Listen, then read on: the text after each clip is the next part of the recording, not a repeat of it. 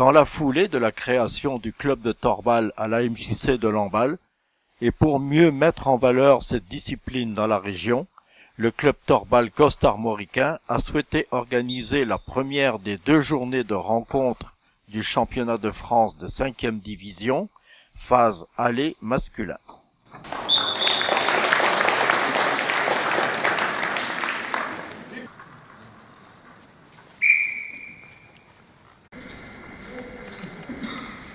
Dans un silence le plus total et les yeux bandés, avec pour seul repère le tintement du ballon, le torbal se joue à 3 par équipe, le but étant d'envoyer la balle dans les cages. Cette discipline peu connue en France est née durant la Seconde Guerre mondiale. Le torbal est à l'origine une rééducation pour les aveugles de guerre, qui a été transformé en discipline dans les années 1960 et c'est arrivé en France donc par l'Alsace dans les années 1980. Aujourd'hui, le torbal français compte 250 licenciés, dont 8 en Côte d'Armor. Depuis septembre dernier, la ville de Lamballe a désormais son club, une première sur le département.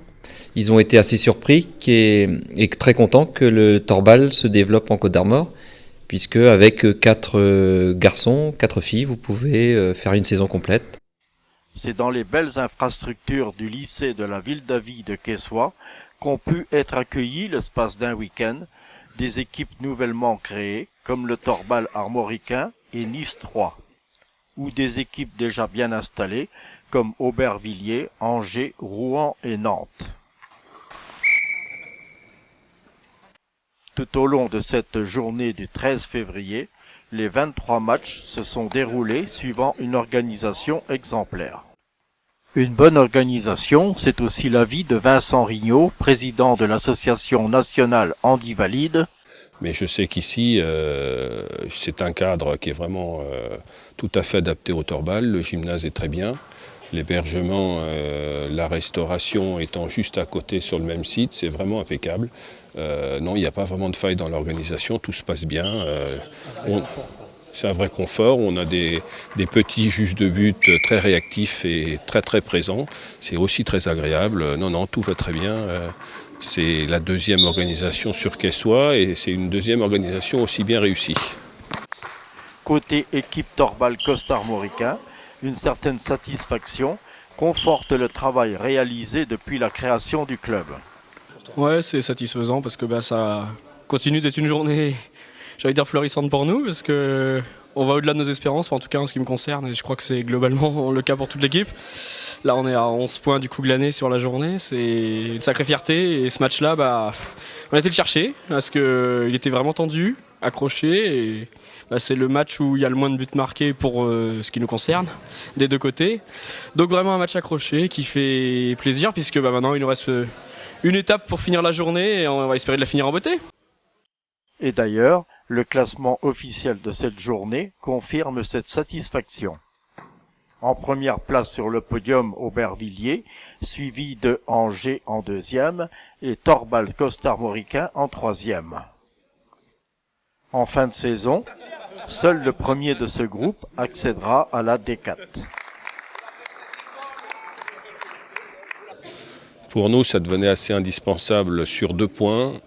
D'une part, on voulait redévelopper le secteur international avec des équipes nationales que la Fédération handisport nous refusait catégoriquement pour des raisons de non-paralympisme. Et voilà. Le 2e point aussi, c'était pour donner au torbal une autre dimension, une dimension d'indépendance et d'autogestion, ce que nous n'avions pas au niveau de la Fédération handisport, où nous n'étions pas du tout reconnus en tant que discipline à part entière. Nous n'étions qu'une sous-discipline destinée à préparer le goalball, qui est une discipline, elle, paralympique.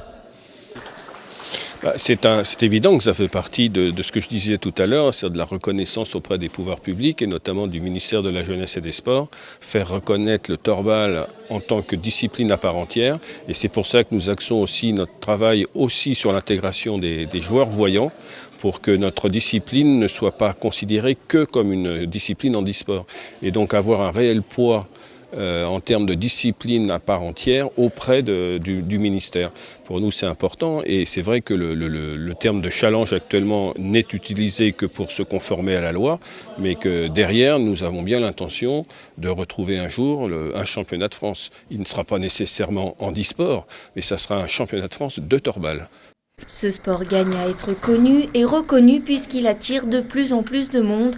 Malvoyants ou valides, tous sont d'accord pour dire qu'il s'agit d'un sport complet. Moi je dirais le plus dur c'est l'attention parce que du coup on joue dans le noir avec le masque que j'ai sur le front et quand vous l'avez sur les yeux vous voyez vraiment plus rien. J'avais déjà fait du torbal avant à Clermont-Ferrand, plus jeune, et du coup j'avais juste envie de redécouvrir le sport et puis j'aime bien ça.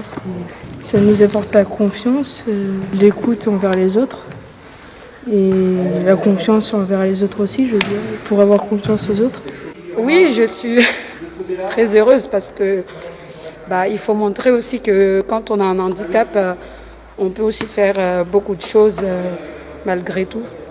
Et pour le premier club costarmoricain, la saison s'annonce prometteuse puisque pour le moment, il se place sur la 3e marche du podium des matchs allés du championnat de France.